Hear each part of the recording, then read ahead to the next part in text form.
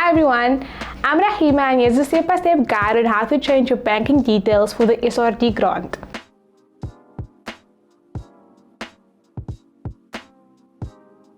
Careers Portal is your one-stop shop when it comes to finding learnerships, internships and bursaries, as well as any information you may need about studying and your future career.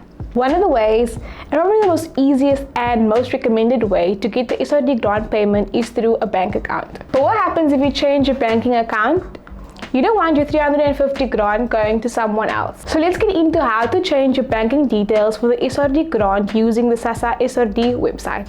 So first, you'll need to go to the srd.sassa.gov.za, the special Sassa website for the 350 grant. Click on the yellow bar under the South African ID holders heading, and then scroll down to how do I change my banking details. You will then need to enter your ID number, and an SMS containing a secure link unique to you will be sent to the phone number you registered during the application. Click on the link in the SMS and follow the instructions carefully. The new banking details will then be used for future payments after verification.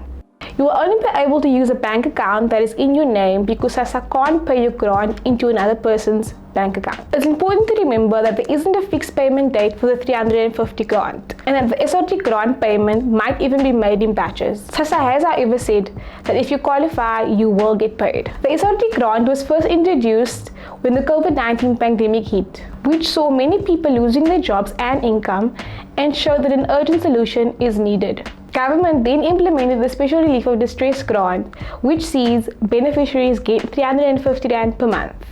Do you want to submit a SRD grant application or maybe check your SRD grant status? We have videos on this and more.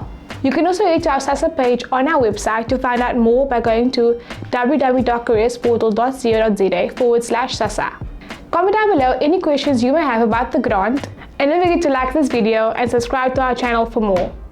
Thanks for watching, and I'll see you next time.